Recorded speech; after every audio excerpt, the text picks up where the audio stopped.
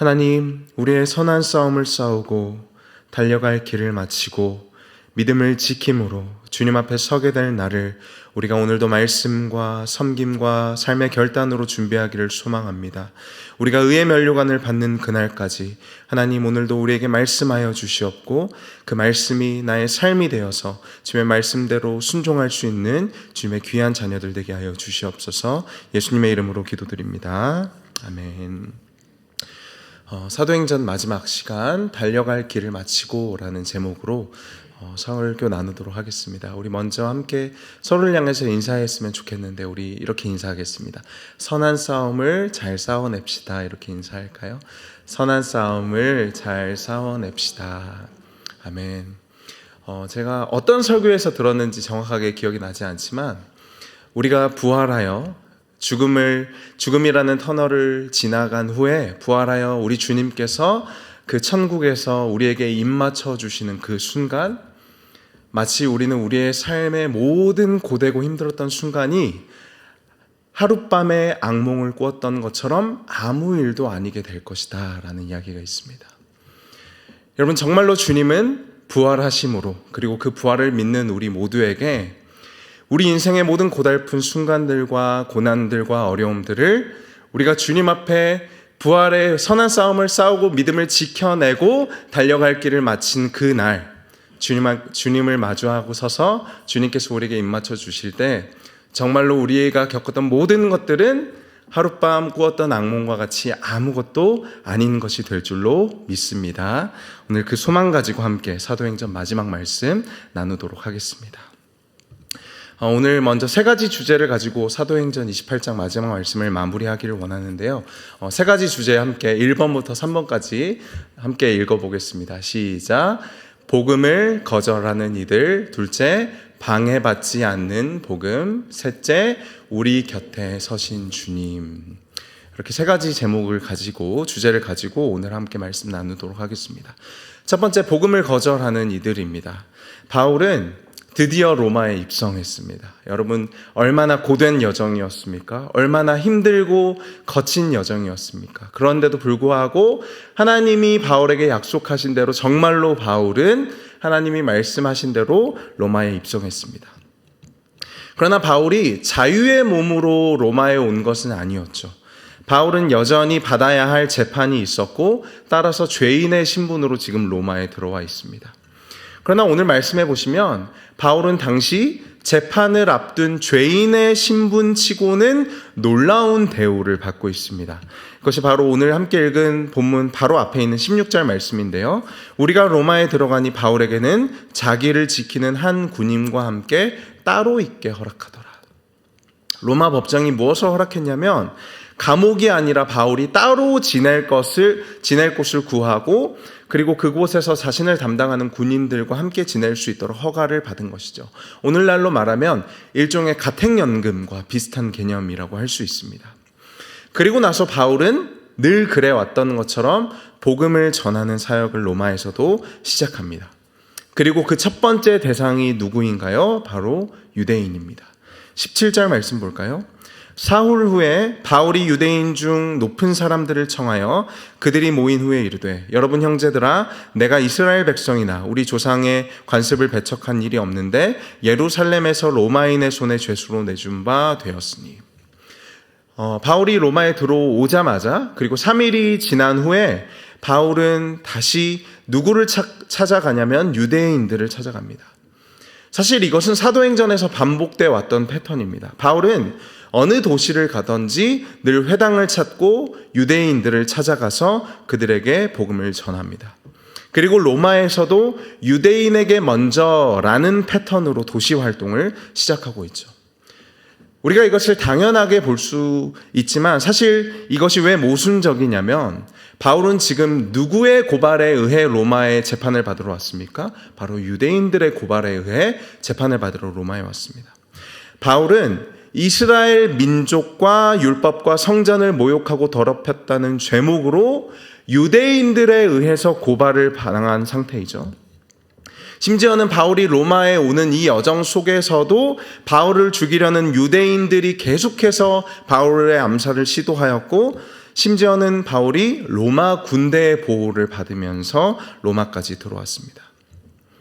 그러니까 지금 바울을 어렵게 하고 힘들게 하고 도시에 갈 때마다 바울에게 매질을 하고 고난을 주는 그 대상이 항상 유대인이었음에도 불구하고 바울은 여전히 로마에 와서도 누구에게 가장 먼저 복음을 전하는가 하냐면 유대인에게 가장 먼저 복음을 전한다는 것이죠.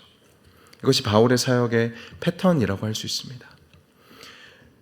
여러분, 이 말씀을 보면서 도대체 왜 유대인들을 가장 먼저 찾을까라는 고민을 하게 되었습니다. 우리 사도행전 28장 20절 말씀 함께 읽어볼까요? 28장 20절입니다. 시작. 이러므로 너희를 보고 함께 이야기하려고 이스라엘의 소망으로 말미암아 내가 이 쇠사슬에 매인 바 되었노라. 바울이 가는 곳마다 유대인들을 먼저 만나고 회당을 찾아가고 유대인들에게 먼저 사역을 시작하는 이유는 바로 먼저 예수 그리스도가 이스라엘의 소망이시기 때문입니다.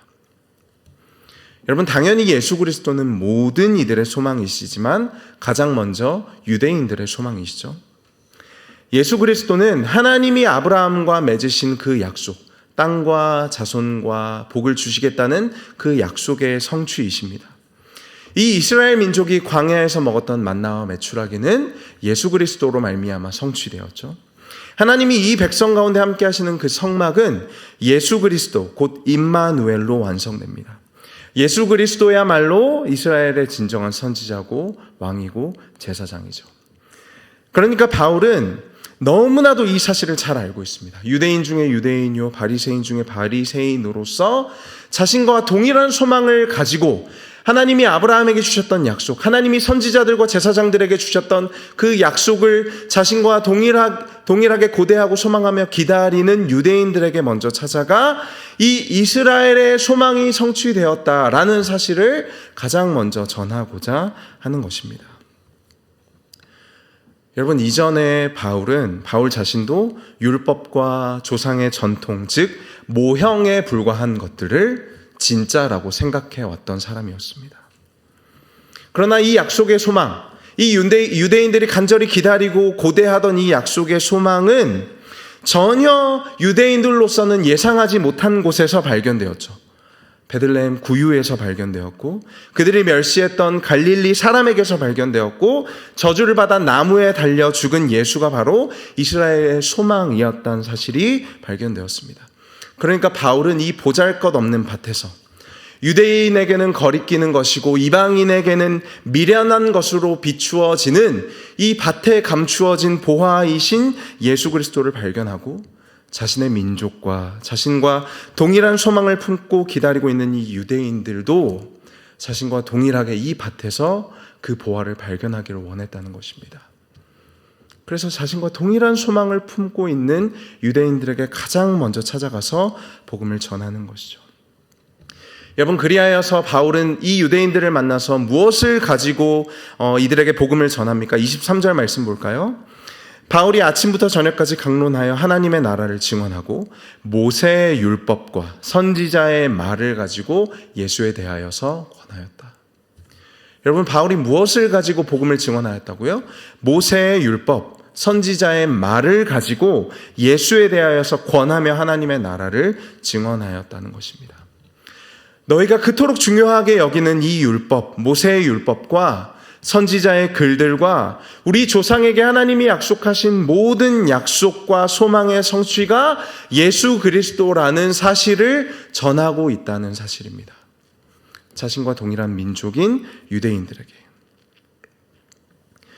여러분, 바울이 누구보다 이 민족의 소망을 간절히 원한다는 그 소망을 잘 알고 있지 않겠습니까? 이 민족이 혁명과 전쟁을 통해 또 로마의 권력에 기대어서 때로는 종교와 제도의 개편을 통해, 그러니까 인간의 힘과 노력과 의지로 할 수 있는 모든 것을 동원하여서 그들이 하나님에게 받은 이 소망을 얻고자 하는 이 민족의 소망이 예수 그리스도에게서 발견될 수 있다는 사실을 바울이 전하고자 한다는 것이죠. 그래서 바울은 늘 유대인에게로 먼저 나아가는 것입니다. 여러분, 우리가 흔히 가족에게 전도하는 것이 가장 어렵다고 말하죠. 가족은 누구보다 서로 잘 알기 때문이라고 생각합니다. 여러분, 우리가 가족이라는 사실은 어떤 가정 환경에서 어떤 부모님에게 어떻게 자라났는지, 무엇이 필요하고 무엇을 갈망하고 무엇을 원하는지 누구보다 서로 잘 아는 것이 바로 가족이라고 할 수 있습니다. 그래서 다른 어떤 이들보다 가족 중에서 복음을 알지 못하는 이가 있으면 더욱더 마음이 아픈 것이죠. 왜냐하면 그들에게 정말로 필요한 것이 복음이고 예수 그리스도라는 사실을 누구보다 우리가 잘 알지 않습니까? 그래서 정말로 우리에게 자유를 주시고 사랑을 주시고 영생을 주신 그 예수 그리스도를 내가 사랑하는 이들에게도, 나와 동일한 갈망과 소망과 소원을 가지고 살아가는 우리 가족에게도 전하고자 하는 것이죠. 여러분, 바울이 이런 마음 아니었겠습니까? 여러분, 그러나 이러한 바울의 진심에도 불구하고 유대인들의 반응은 무엇이었는지 우리 24절과 25절 말씀 한번 보겠습니다. 24절 말씀 함께 읽어보겠습니다. 시작. 그 말을 믿는 사람도 있고 믿지 아니하는 사람도 있어. 25절 상반절만 제가 읽어보겠습니다. 서로 맞지 아니하여 흩어질 때.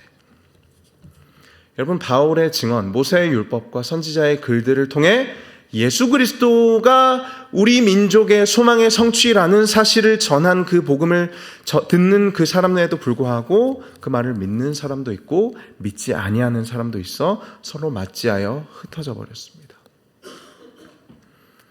여러분, 이스라엘의 소망이 예수 그리스도를 통해 성취되었음을 이들이 들었음에도 불구하고 복음을 듣는 것을 거부한다는 것이죠.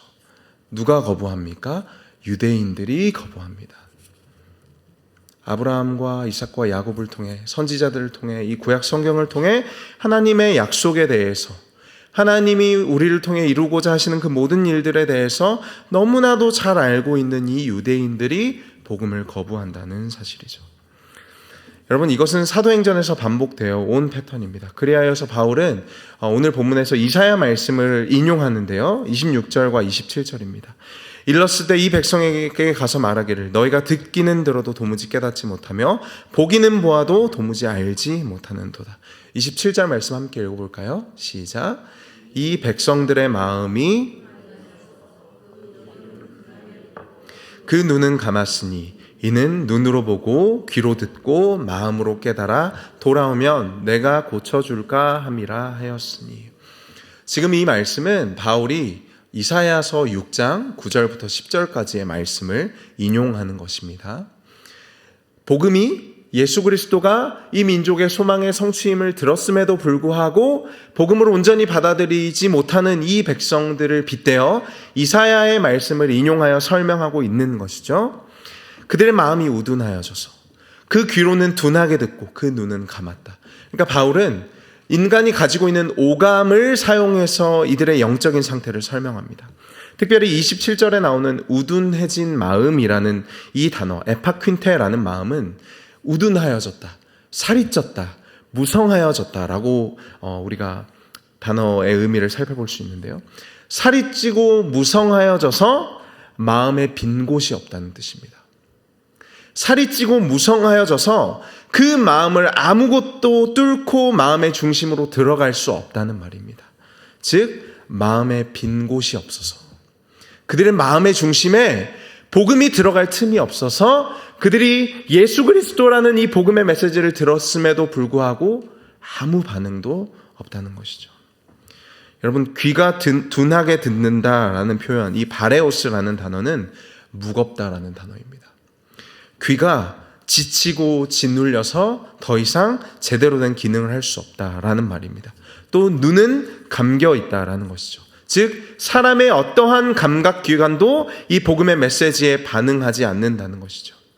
이 백성의 우둔함으로 하나님께 반응하지 못하고 있다는 것입니다. 여러분, 사실 바울이 이 이사야의 말씀을 빗대어서 지금 이 복음을 듣는 유대인들에게 이 말씀을 선포한다라는 것은 무슨 말이냐면, 조상들에게 반복되었던, 그러니까 이 이사야 선지자 당시에도 이 백성이 말씀을 듣지 않았던 것처럼 이 백성이 여전히 예수 그리스도가 이 땅에 오심으로 십자가 위에서 모든 것을 성취하였음에도 불구하고 이 백성이 조상들과 그들의 조상들과 동일하게 여전히 복음의 메시지에 아무 반응하지 않는다. 즉, 이 패턴이 반복되고 있고 너희들도 그 반복되는 이 반역함에, 이 교만하고 목이 곧은 백성의 패턴에 너희들도 들어갈 수 있다라는 사실을 책망하고 있는 장면이라고 볼 수 있습니다. 이것이 조상들로부터 이어져 온 이 민족의 패턴이라고 할 수 있죠. 예수 그리스도가 오신 후에도 바울이 직접 찾아가 복음을 전하는 때에도 선지자의 말씀을 듣기를 거절하였던 이 백성은 여전히 동일하게 반응하고 있습니다. 여러분, 이것이 구약 성경의 패턴이죠. 스데반 선지자가 그 선교 직전의 마지막 설교에서 무엇을 말하였습니까? 너희가 선지자를 박해했던 것처럼 지금도 여전히 하나님이 이 땅에 임마누엘 찾아오신 예수 그리스도를 박해하고 있다. 베드로가 사도행전 2장에서 무엇을 설교하였습니까? 동일한 내용을 설교하였죠. 이 이스라엘 민족이 하나님이 그 말씀을, 하나님의 뜻을 전하고자 보내시는 그 선지자들을 계속해서 반영하고 거절한다는 것입니다. 여러분, 성경에는 두 가지 패턴이 존재합니다. 첫 번째는 사사기의 패턴이고 두 번째는 사도행전의 패턴입니다. 사사기의 패턴은 무엇이죠? 이 백성이 자신의 소견에 오른 대로 행하여 하나님의 말씀을 듣지 않고 계속해서 나빠지기만 하는 패턴이 바로 사사기의 패턴이었습니다. 사사들의 통치 기간은 점점 갈수록 짧아지고 이 백성의 반역과 이 백성의 하나님 앞에서의 죄악은 날이 갈수록 깊어져 왔던 것이 사사기의 패턴일 뿐만 아니라 하나님 없는 이 백성의 패턴입니다. 반대로 사도행전의 패턴은 무엇입니까? 그들이 성령을 받아 이 증인이 되어서, 이 복음의 증인이 되어서 날이 갈수록 말씀이 흥왕하여지고 믿는 자의 수가 더하여져 가고 그들이 하나님의 말씀의 기준대로 초대 교회를 세워가는 것이 사도행전의 패턴이죠.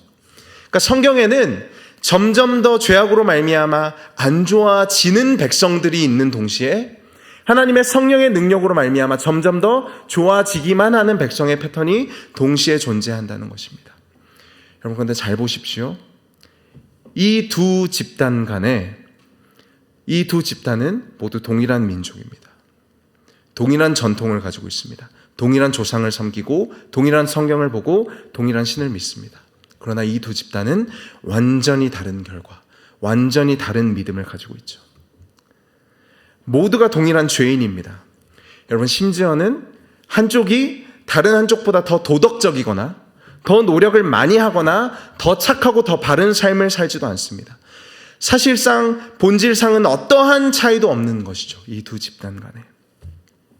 여러분, 바울이 스스로 고백하기를 내가 아직 죄인이었을 때, 내가 아직 연약할 때, 내가 본질상 진노의 자녀일 때 주님이 나를 찾아오셨다라는 것은 내가 구원받았지만 실상 구원받지 못한 이들과는 어떠한 자질적인, 그러니까 나의 자격적인 차이가 없었다라는 말입니다.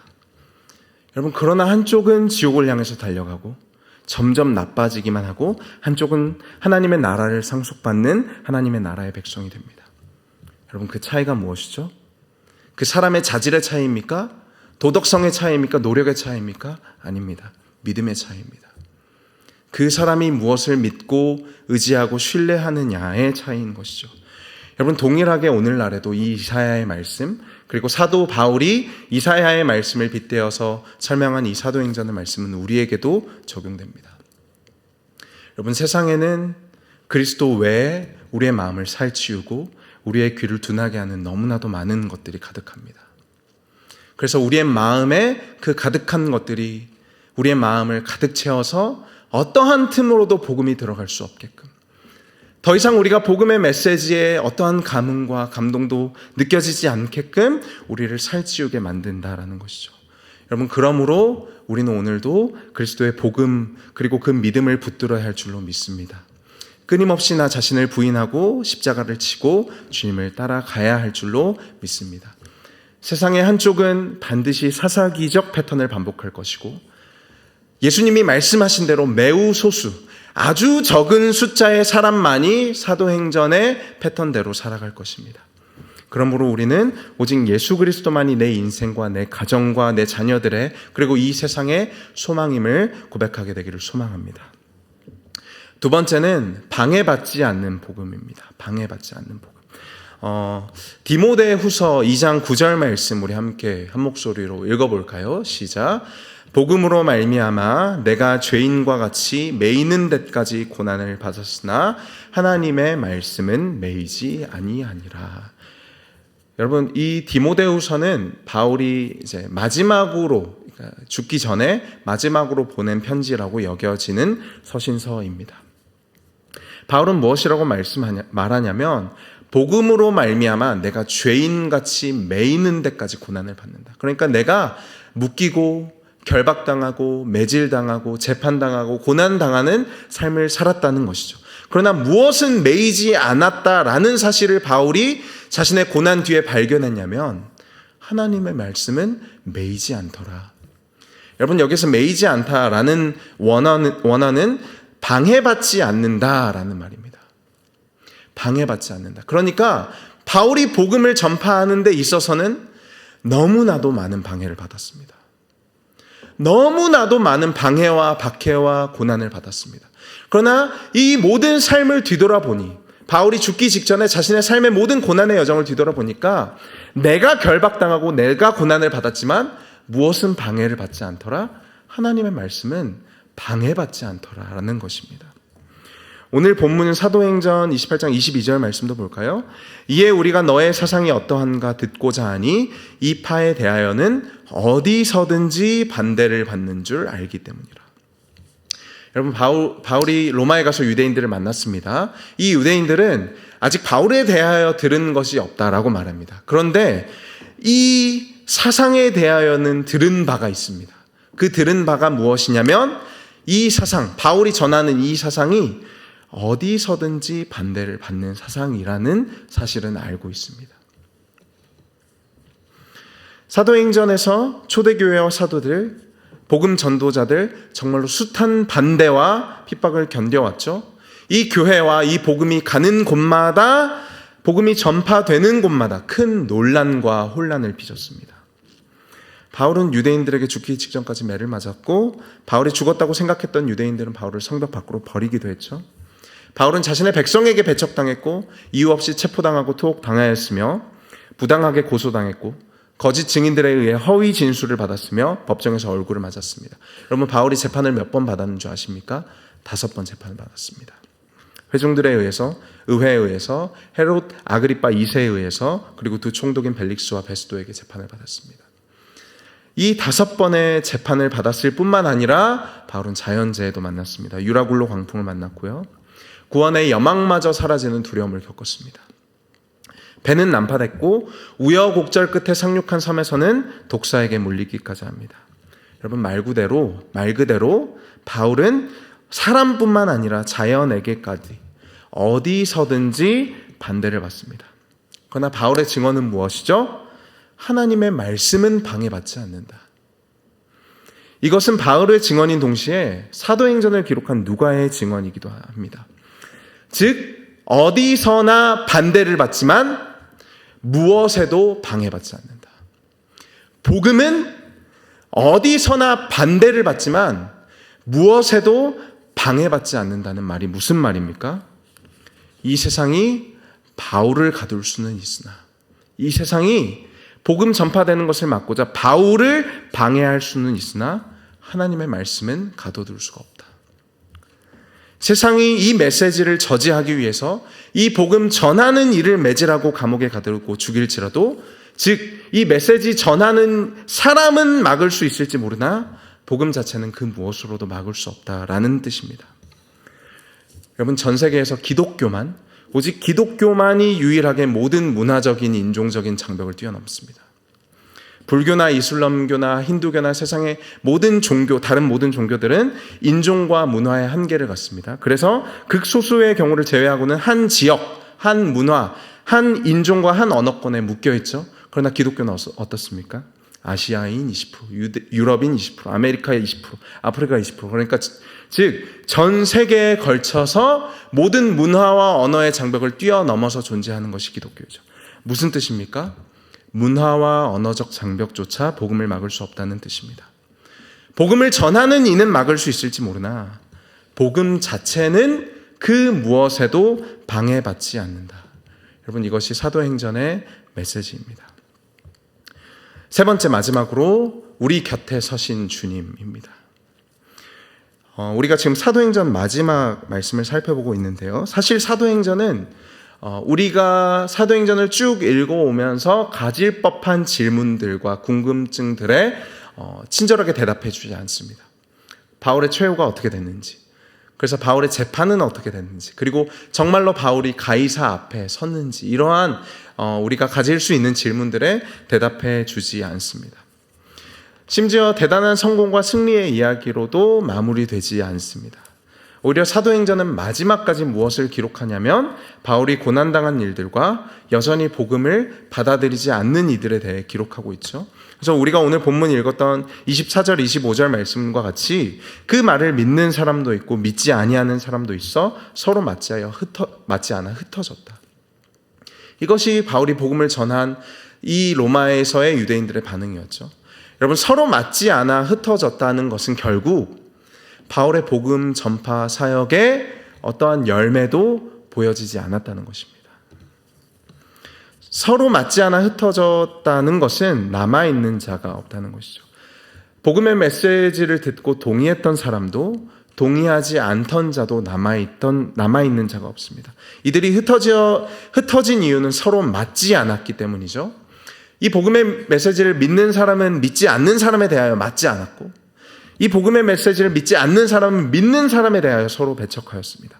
그 결과 복음을 들었으나 아무도 남은 자가 없었다는 것이 이 사도행전의 증언이죠. 여러분, 또한 이 죽음을 목전에 둔 바울의 편지라고 여겨진 디모데후서에서도 바울은 이렇게 말합니다. 디모데후서 4장 16절 말씀인데요. 우리 한 목소리로 함께 읽어보겠습니다. 시작.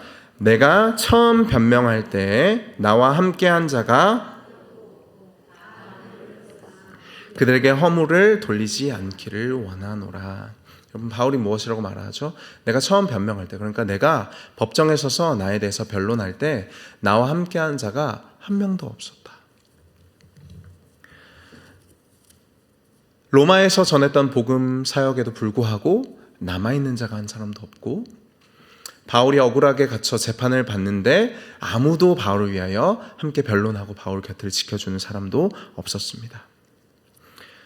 서로 맞지 않아 흩어지고 아무도 남지 않고, 바울은 무엇이라고 표현했죠? 모두가 자신을 버렸다라고 표현합니다. 여러분, 누구의 삶의 모습과 닮아 있습니까? 예수님의 삶의 모습과 너무나도 닮아 있죠. 제자들이 모두 흩어지고 예수님이 재판받을 때 아무도 예수를 돕지 않았죠. 모두가 바울을 버린 것처럼 제자들과 예수님을 따르는 모든 이들이 예수 그리스도를 버렸습니다. 지금 사도행전의 저자이자 누가복음의 저자인 누가는 의도적으로 이 사도행전의 말미에 와서 이 사도 바울의 모습을 예수 그리스도의 모습과 겹쳐서 보여주고 있습니다. 그래서 존 스토트 목사님은 이 부분을 보고 무엇이라고 말씀하셨냐면, 바울이 지금 자신의 십자가를 지고 자신만의 골고다 언덕을 오르고 있는 것이다 라고 말씀하셨습니다. 마치 예수님처럼.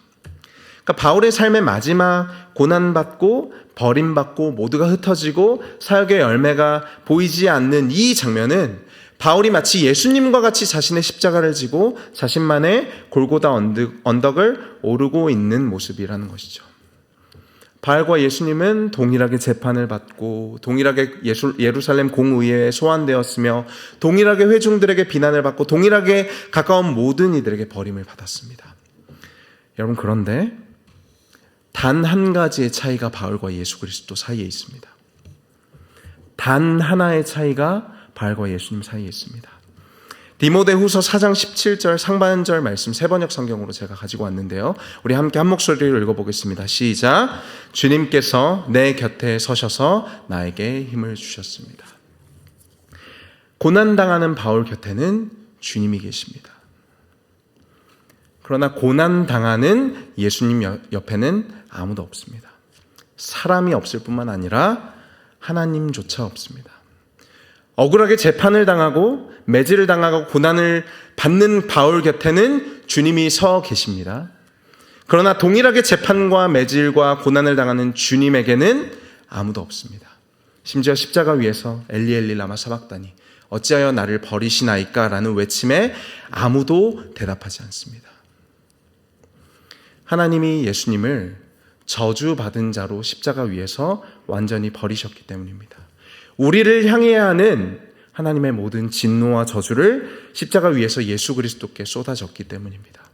그리하여 예수 그리스도가 하나님께 완전히 버림받으셨기 때문에 바울은 모든 이들이 자신을 떠남으로 버림받은 것처럼 느껴지지만 실상은 그는 버림받지 않습니다.